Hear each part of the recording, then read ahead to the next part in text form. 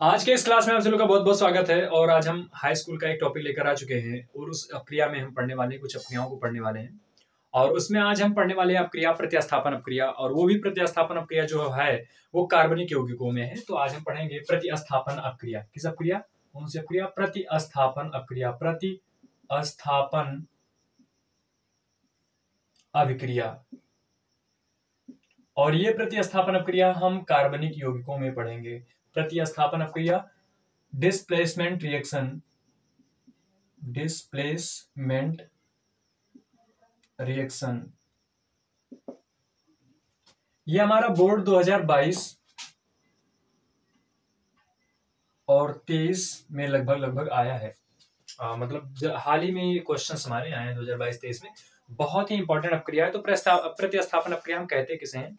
तो किसी भी कार्बनिक यौगिक में प्रतिस्थापन अपक्रिया वह अपक्रिया होती है जो किसी भी कार्बनिक यौगिक में कोई परमाणु या कोई परमाणु समूह हाइड्रोजन को हटाकर और उसके जगह पर स्वयं जुड़ जाता है, तो उसे हम प्रतिस्थापन अपक्रिया कहते हैं। तो सबसे पहले हम प्रतिस्थापन अपक्रिया का हम ले लेते हैं परिभाषा लिखने के पश्चात हम इस पे रिएक्शन देखते हैं। तो आपको अच्छे से आप बने रहें और इसको आप ईमानदारी से देखें। तो इसमें लिखेंगे कि संतृप्त हाइड्रो प्रतिस्थापन अपक्रिया की जो हम परिभाषा देंगे उसमें हम लिखेंगे कि संतृप्त हाइड्रोकार्बन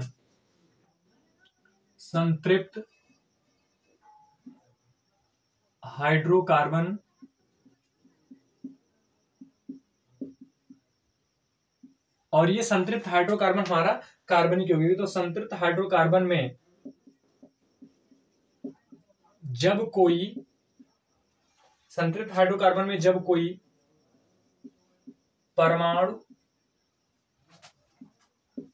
या परमाणु समूह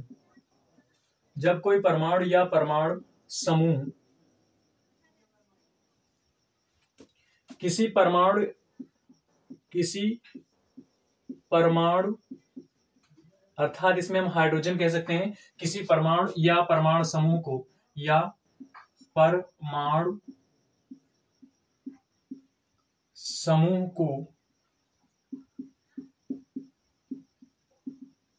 को विस्थापित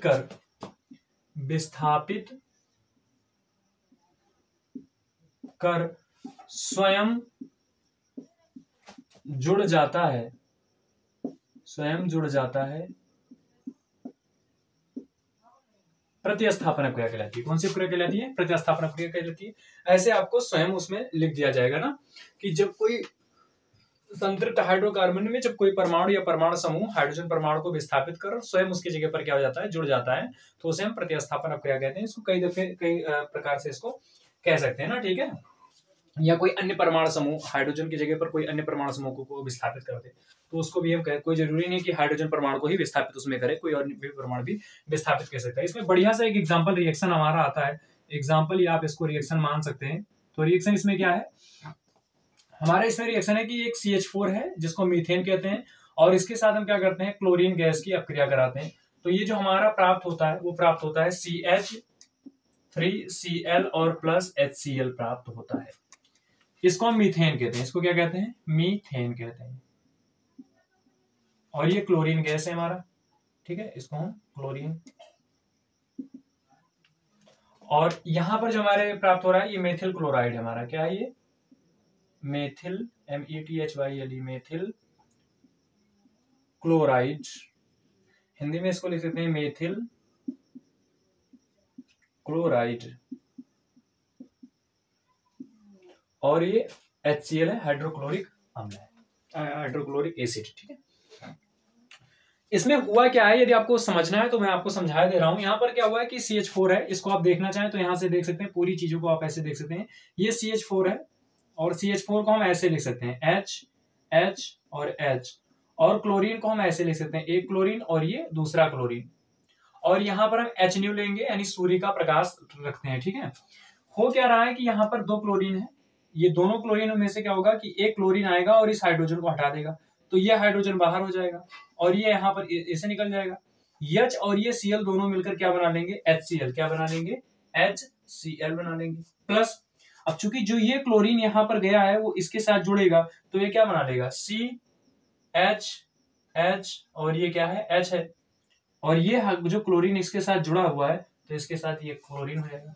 तो चूंकि 2 क्लोरीन थे, एक क्लोरीन इसके इस H को हटाकर, इसने क्लोरीन ने क्या किया, हाइड्रोजन को हटाकर उसके जगह पर स्वयं जुड़ गया। तो यही तो कहा गया, कोई परमाणु या परमाणु समूह किसी अन्य परमाणु या परमाणु समूह को हटाकर स्वयं जुड़ जाता है। तो क्लोरीन यहाँ पर स्वयं जुड़ गया, तो CH3 और ये Cl हो गया। और जो यहाँ से H निकला था वो H इस Cl के साथ मिलकर क्या बना लिया, HCl बना लिया। तो इसमें हम इसको कहते हैं प्रतिस्थापन अपक्रिया कहते हैं। तो आप इसको नोट करेंगे, हमें लग रहा है आपको ये समझ में आया होगा। यदि और चाहे तो इसको और तरीके से कर सकते हैं, इसको एक फुल पूरा आता है, मैं उसको पूरा करा देता हूँ, ये स्टेप दिया रहता है स्कूल में, तो इसको मिटा लेते हैं। पहले नोट कर लिए होंगे आप। देखिए यहाँ पर क्या होता है, हम ले लेते हैं मेथेन CH4 ले लेते हैं, और यहाँ पर ले लेते हैं क्लोरीन, और इसकी अपक्रिया कराते हैं हम HNO सूर्य के प्रकाश की उपस्थिति में। तो एक क्लोरीन इसके साथ जुड़ेगा और एक हाइड्रोजन निकलेगा। तो एक हाइड्रोजन जब यहाँ से निकलेगा तो क्या बनेगा, CH3, 4 हाइड्रोजन, तो एक हाइड्रोजन निकल जाएगा तो CH3 बच जाएगा। और जो हाइड्रोजन निकलेगा वो निकला कैसे, क्योंकि क्लोरीन ने उस हाइड्रोजन को हटाया है, तो क्लोरीन उसकी जगह पर जुड़ जाएगा। और जो यहाँ पर एक हाइड्रोजन निकला है वो इस क्लोरीन के साथ, जो बचा हुआ एक क्लोरीन है उसके साथ मिलाकर क्या बना लेगा, HCl। फिर हम क्या करेंगे, CH3 को ले लेंगे और Cl ले लेंगे, और फिर हमने क्या यहाँ पर Cl2 ले लिया, और फिर यहाँ पर हम सेम वही प्रक्रिया करेंगे।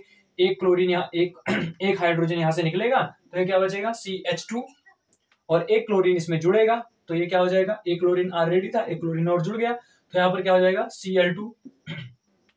अब चूंकि यहाँ से जो हाइड्रोजन निकला है वो 2 क्लोरीन था ना, तो एक क्लोरीन के साथ जुड़कर ये क्या बना लेगा, HCl बना लेगा। फिर इसको ले लेंगे CH2 और Cl2, और इसको हम क्या करेंगे, Cl2 के साथ अपक्रिया कराएंगे। तो एक हाइड्रोजन जब यहां से निकलेगा तो क्या बचेगा, CH, यहां पर 2 क्लोरीन है, एक क्लोरीन और इससे मिलेगा तो ये क्या बन जाएगा, CHCl3। और फिर उसके बाद क्या होगा, जो आपने यहां से एक हाइड्रोजन निकाला है वो हाइड्रोजन और एक क्लोरीन इसका, चूंकि यहाँ पर 2 क्लोरीन होता है ना बार बार, तो वो फिर क्या बना लेगा, HCl, यानी बार बार ये बनता रहेगा।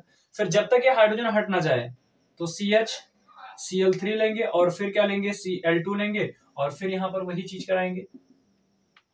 तो फिर क्या करेगा, अब फाइनली एक क्लोरीन जाएगा, एक ही हाइड्रोजन बचा उसको हटाएगा तो सिर्फ केवल C बचेगा, और एक क्लोरीन जब इसके साथ जुड़ेगा तो क्या होगा, CCl4 बन जाएगा। और प्लस ये क्लोरीन क्या होगा, यहां से जो हाइड्रोजन निकला है, बार बार हाइड्रोजन निकल रहा होता है ना, और एक क्लोरीन उसके साथ जुड़ रहा होता है, तो ये बना लेगा HCl। इसको कहते हैं कार्बन टेट्राक्लोराइड। ठीक है, तो ये आपका कुल मिला के ऐसी पूरी अपक्रियाएं बनी है, और आप इसको देखेंगे समझ में आया होगा।